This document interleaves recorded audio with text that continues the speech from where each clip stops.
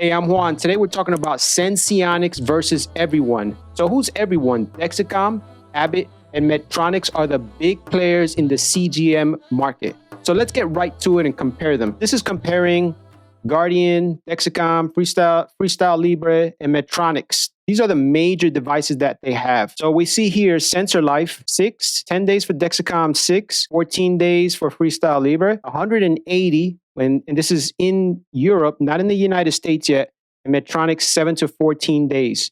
So right off the back, Eversense has an advantage being that you change this device out every 180 days. Alarms, multiple. High, low, and trend, none. Multiple. And these alarms are very important.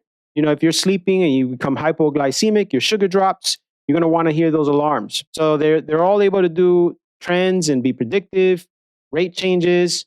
Now, calibration, every 12 hours for this older device, none for the Dexcom 6, and none for the freestyle libre. So initially, there's quite a few times that you have to do calibration for the Eversense, but then it's every day, and they're going to get that to once a day.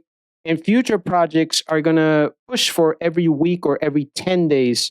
So one thing we have to understand is that the disadvantage that Senseonics has, their 90-day device that's currently used in the United States is their first generation device. So compare that to Dexcom, who's already on G6 and already coming up with G7. Abbott's been around for a while. Medtronic's been around for a while. So they have the advantage. You know, always the first device is going to have room for improvement. But Senseonics is coming out strong, and I feel like they are disrupting and changing the way things are done. So right off the back, one of the things that they do better is they're more accurate. So when you take your blood in the interstitial fluids and then compare it to the calibration, which is directly in the capillary blood, this is the difference between the capillary blood and the interstitial fluids. Dexcom, the new Dexcom 7, they state that it's going to be 8.7, a little bit more accurate, but the 365 is going to be 8.4, 8.5, and that's just some studies that they've done so far. So this is where Senseonics shines. Right now, the device here, like let's say you have the Dexcom, you pop it in your stomach, it can leave some scar tissue. These things, they've been known to break if you're too active, but this is how it absorbs the blood or the fluid, the interstitial fluid, and it gives you a constant reading. And this is a direct blood. So this is the finger prick, and this is how you do the calibration. You compare this blood to the interstitial fluid, and the MARD is the difference. With Senseonics, this is where they have a huge advantage, right? This is all the other devices right now, and this is going to be Senseonics. They have the device, and this is why you have to do it in a doctor's office. They have to implant this, but it's a few minutes procedure. The training for it for the providers is easy, and I don't think it's going to be a big issue if you have to do this every 180 days. Now, having this in here in the interstitial fluids, there's no chance of damage to the needle, and you can take this off and just go on a normal date night without having this device on. You can be active, you can swim, you can go into an MRI machine. So there's major advantages of having this device here. So this is why I like Senseonics so much. This has been the traditional way. This is how they've been doing it for over the past 10, 15 years. They've never changed out of this. And then Senseonics comes out of nowhere, and they have this device, new way of censoring the blood sugar, and it's extremely accurate. That's why a lot of people are excited about Senseonics. So again, looking at the Dexcom 5 and 6, calibration used to be required, still required for Medtronic. And how often? Every 12 hours. Then with the new Eversense, every 10 to 14 hours. Can you dose insulin off the sensor reading? Yes, yes, no. Yes, yes. Can you take Tylenol? Yes, you can. Not with Medtronic. How often should the sensor be charged? Every 7 days, every 10 days, every 7, 14. Eversense is every 90 days. How long is the warm-up period? 2 hours, 2 hours, 1 hour, 24 hours for Eversense. So that's something that maybe in the future generations they'll fix. Easy to insert. No. Dexcom 6, yes. Medtronic, no. And this is the thing, though. not everybody wants to insert the CGM. When Dexcom did a study, they found that 30+% of diabetics don't want the CGM. Can it be that some of them are afraid to do this on their own? Maybe having this procedure done, knowing that it's going to be done by a medical professional, can be an advantage. So that's something you have to ask for yourself. That's something that's going to be taking a survey more in the diabetic community. So they all have alarms. Now, Dexcom 7 is definitely going to be Dexcom's best device. It's going to be a lot slicker, smaller, the size of a nickel, way thinner, completely new CGM platform. So this is going to be a problem. You know, having Senseonics come in, they're depending on taking some of the market share, taking some of the dissatisfied customers that Dexcom currently has. You can go on different Reddit sites and you can find different customers that complain about what I mentioned, how the needle can break, how it has false high readings, how it's bulky, how they got to put it on their stomach and scar tissue and different things. This is going to help change a lot of that. But although I'm bullish on Senseonics, I'm happy that they're coming out with such a great device because it's going to force everyone else to step their game up. And Dexcom, this is their main source of income, CGM. Abbot and Medtronic makes tons of money from a lot of other things that they have going on. Again, this is another chart comparing the accuracy. We see here that Senseonics is more accurate. This is an interesting article I found, CNET. They have a lot of devices that they talk about, whether it's medical, whether it's electronics, devices, different things that they talk about, and they kind of give their opinion on what's better for what. And they kind of give the advantages to each one of these. They say the best for those who don't want to pair monitor to a phone, Abbot. And I'm not sure why you wouldn't want to pair it to your phone, but there may be some people that don't want to pair it. But they have the best, according to this article, they have the best device if you don't want to pair it. Best CGM for pairing with phones or Apple Watch. They mark Dexcom, but you're going to be able to attach or use the Senseonics with your watch. But this is the device here that, you know, it pushes this here in your stomach, and that's how they get that in. Best long-term, of course, they picked Eversense, and best for helping analyze how habits affect your blood sugar, the Guardian. And, you know, but all the other devices are able to do that also. So if we look at Medtronic's, their sales for diabetes actually down 3%. And this is kind of like how their device is. It's not a bad looking device. It's not too bulky, easy to use. They have a really good app that goes with their device. Okay, so Abbott, that has the Freestyle Libre, their market grew 37%. But they've had a strong year with sales.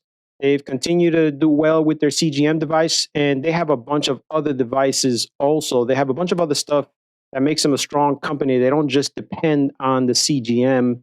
You see here, 4.3 billion in diagnostics, 3.3 in medical devices, 1.1 in pharmaceuticals, 34% billion sales worldwide. So Abbott's a big company. And this is why they say that their device stands out, unsurpassed 14-day accuracy. The 180-day, they've done studies, and they found that towards even the end of 180 days, Senseonics is still accurate. Fewer false alarms. And this is, I think, an attack towards Dexcom. You see, so Freestyle Libre has 1/3 fewer false alarms for children than Dexcom. Yeah, that's one of the biggest complaints I've seen for Dexcom is their false alarms and the needle breaking. You see here, diabetic care had 1.1 billion.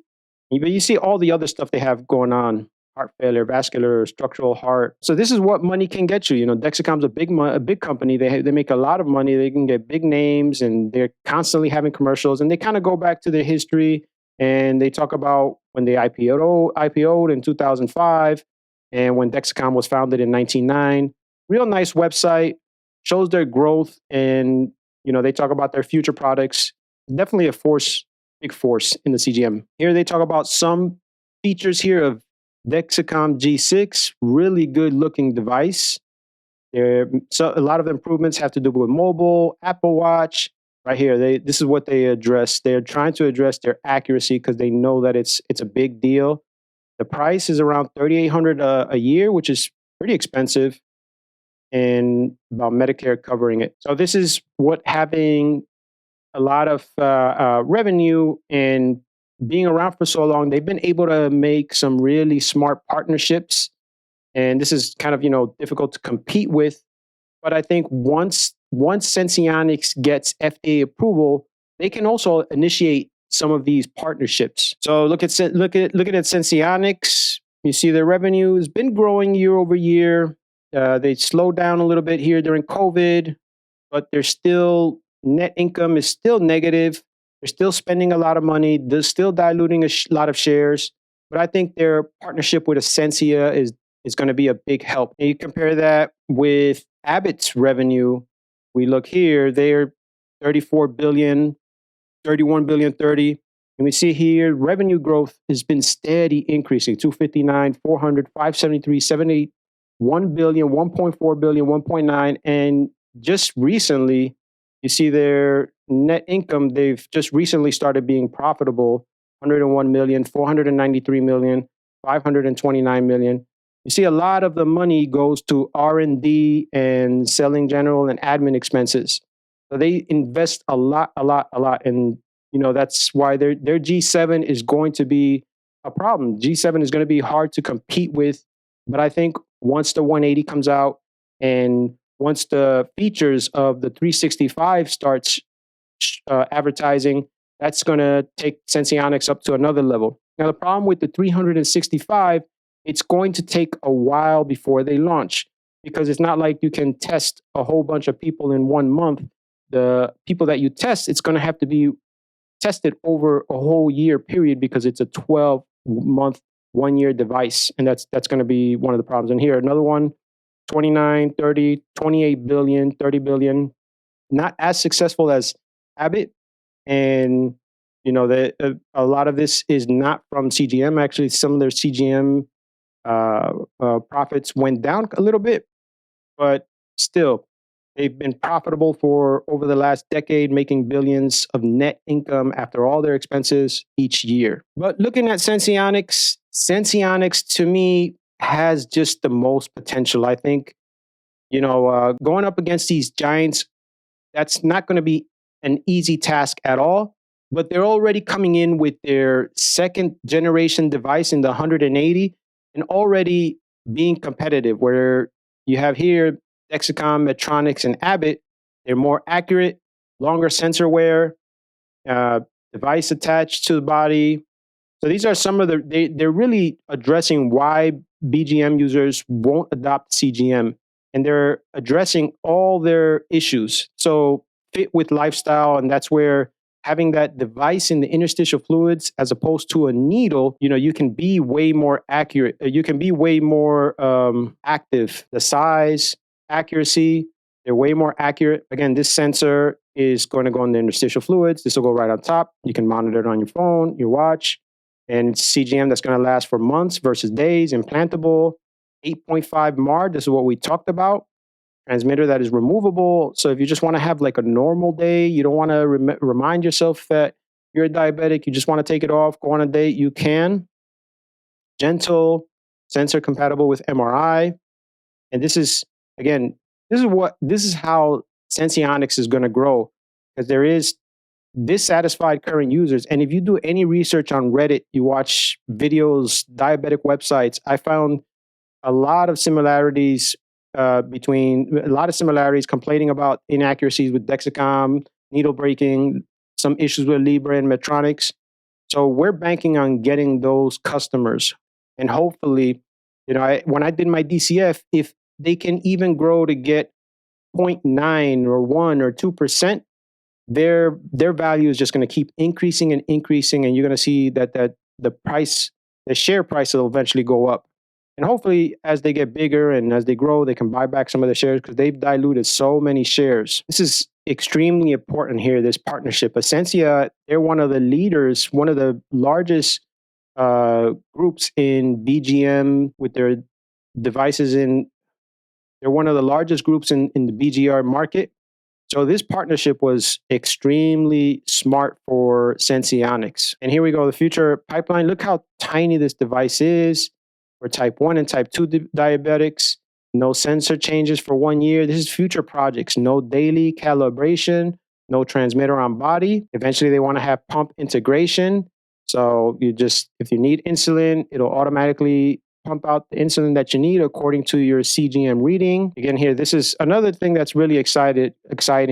So, you know, they have this device in Europe, and they found that after 30 days, after 60, 90 days, after 183 days, it's still, look how accurate, 93%. So it gets more accurate as time goes by, this little drop here. So that's extremely optimistic for anybody that is hoping that they're going to get FDA approval. This is a good sign because it's working in Europe. And they have their Eversense 365 that they talk about for 2023, 2024, all insulin using patients, 1 year, 1 calibration per week. And this is the freedom after the Eversense 365.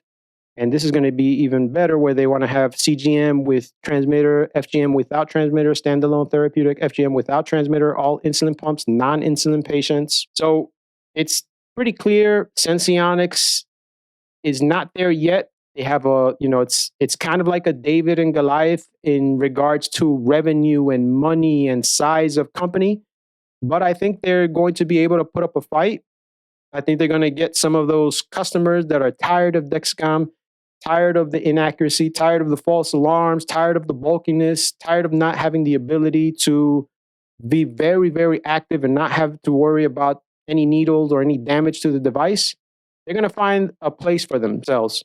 They're already growing. They've had some success in Europe, and I think they're going to have plenty of success here in the United States. I'm still bullish. Looking forward to their FDA approval. Thank you for watching. See you on the next video. Don't forget to subscribe, comment, and like. Thank you.